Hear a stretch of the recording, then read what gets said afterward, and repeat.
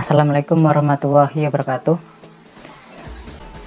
Sebelum kita masuk ke uji validitas dan reliabilitas, kita sedikit ke konsep dasar dulu ya. Kuesioner merupakan salah satu instrumen penelitian untuk menggali informasi secara langsung.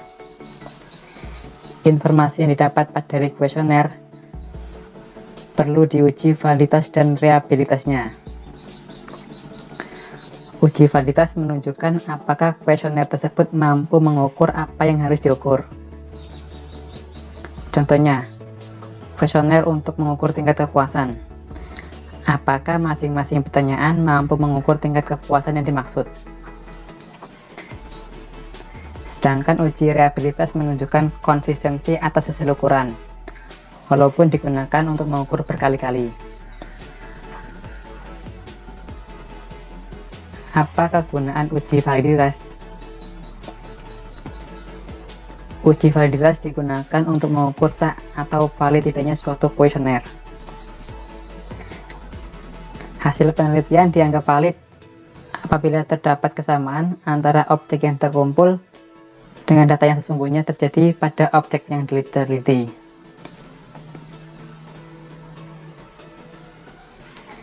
Dasar pengambilan keputusan. Jika nilai R hitung lebih besar daripada R tabel, maka variabel pertanyaan valid. Sedangkan jika nilai R hitung lebih kecil daripada R tabel, maka variabel pertanyaan tidak valid. Contoh kasus, suatu pegawai perusahaan ingin mengukur tingkat kepuasan pelanggan tentang produk baru yang diluncurkan. Pegawai tersebut ingin menguji validitas dan reliabilitas kuesioner. Lalu, bagaimana caranya? Tonton video ini sampai akhir ya, agar ngerti caranya. Oke, di sini saya sudah menyiapkan file untuk validitas dan reliabilitas. Di sini saya sudah menginputkan data. Bagi Anda yang belum tahu cara input data, bisa lihat video saya pada pojok kanan atas. Ini merupakan hasil kuesioner yang telah saya inputkan di SPSS. Di sini ada 10 pertanyaan atau 10 variabel dengan jumlah responden ada 25 orang. Pada variabel view sudah saya setting jenis pengukurannya itu ordinal, karena data ini berupa tingkatan data. Ini ya 10 pertanyaan. Pada kolom value ini sudah saya kasih kode. 1 itu sangat tidak memuaskan, 2 tidak memuaskan, 3 memuaskan, 4 sangat memuaskan. Ini kan berupa tingkatan data, jadi ini merupakan ordinal. Sebelum kita melakukan uji validitas, kita terlebih dahulu harus membuat variabel baru ya. Variabel baru ini menjumlahkan total dari ke 10 pertanyaan. Cara membuat variabel baru untuk menjumlahkan 10 pertanyaan yaitu transform, pilih, compute.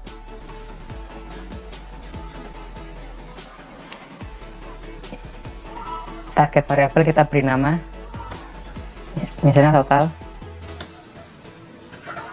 Ini variabel ini kita masukkan semua, kita jumlahkan.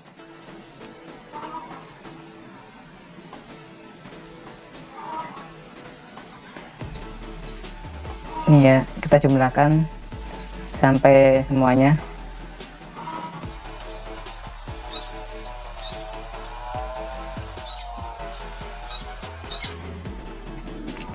Iya, kalau udah semua kita tekan OK.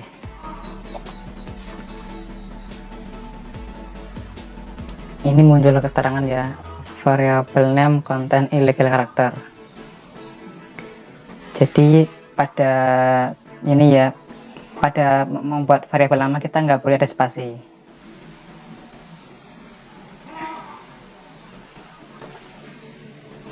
Ini ya udah keluar outputnya. Dia menambah variabel baru bernama total.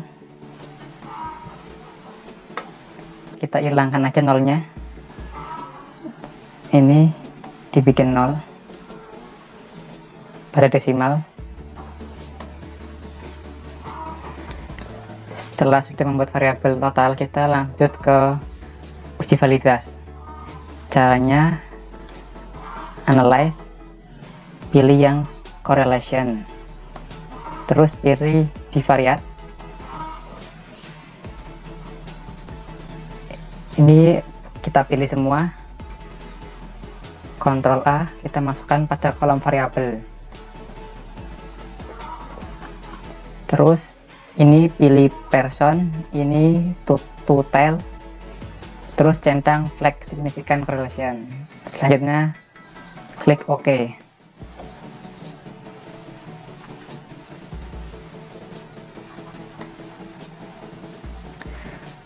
Oh ya, teman-teman juga bisa mendownload ini ya, file data ini pada kolom deskripsi. Ini ya, muncul hasilnya ini. Lalu bagaimana caranya untuk melihat pertanyaan ini valid atau tidak? Kita membutuhkan tabel R. Ini ya, saya sudah menyiapkan ini tabel R. Teman-teman juga bisa melihat ini ya, tabel ini pada kolom deskripsi.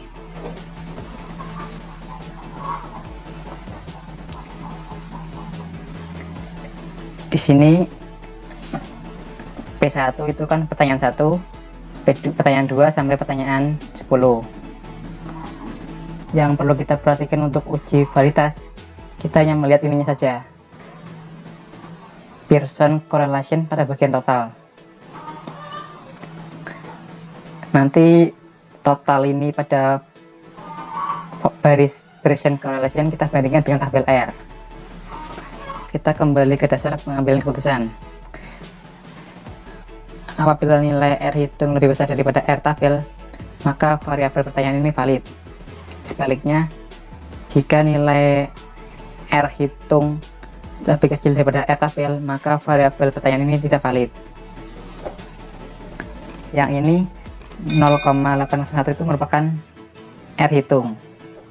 Untuk R tabelnya kita di sini, tabel R.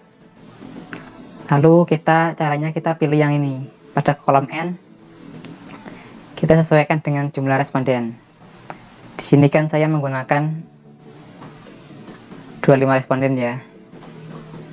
Jadi di sini kita pilih kolom 25. Ini ya, pada baris 25 kita pilih yang kolom 5% karena tingkat signifikansinya 5%. Ini ya, diperoleh 0,396. Jadi angka ini yang akan kita gunakan untuk membandingkan.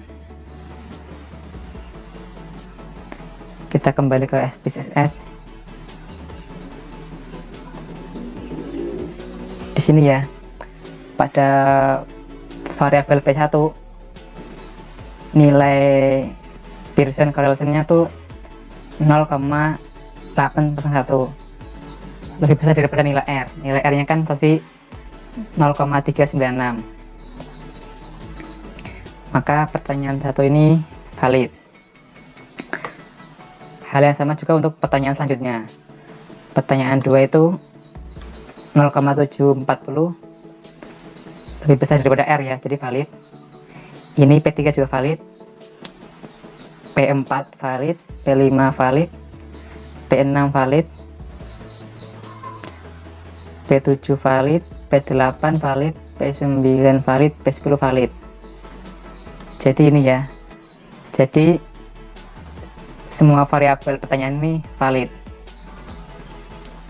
Selanjutnya kita ke uji reabilitas.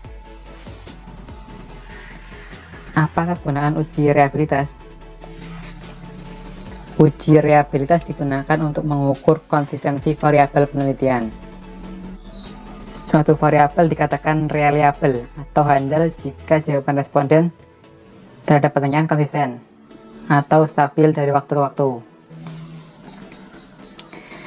Instrumen kuesioner dinyatakan reliable atau handal apabila nilai Crown band alpha lebih besar 0,6. Dasar pengambilan keputusan. Jika nilai crown band alpha lebih besar 0,6, maka instrumen kuesioner handal. Sedangkan jika nilai crown band alpha lebih kecil daripada 0,6, maka instrumen kuesioner tidak handal. Cara untuk melakukan uji reliabilitas yaitu kita langsung klik Analyze, Scale, pilih yang Reliability Analysis. Ya, karena tadi kan pertanyaannya tuh valid semua ya, jadi kita masukkan ke sini. Semisal ada pertanyaan yang tidak valid, tidak usah dimasukkan ke sini. Jadi pertanyaan yang tidak valid dibuang aja. Kita pilih ya, kita pilih terus kita masukkan ke item ini. Ini variabel total tidak usah dimasukkan. Selanjutnya pilih statistik, terus pilih yang ini aja, scale of item delete, yang lainnya nggak usah. Terus klik continue. Kita klik OK. Ya, maka akan muncul outputnya ya. Yang perlu diperhatikan hanya ini ya, hanya tabel ini aja. Reliability statistik, kita menggunakan nilai crown band alpha. Kita ke dasar pengambilan keputusan.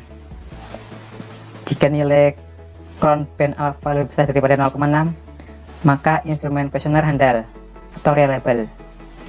Sebaliknya, jika nilai crown band alpha lebih kecil 0,6, maka instrumen kuesioner tidak handal. Di sini dapat dilihat bahwa nilai crown band alpha 0,901. Jadi instrumen kuesioner ini reliable atau handal. Jadi untuk kuesioner ini dinyatakan valid dan handal. Oke, demikian tutorial dari saya terkait uji validitas dan reliabilitas. Terima kasih sudah menonton video saya. Sekian. Wassalamualaikum warahmatullahi wabarakatuh.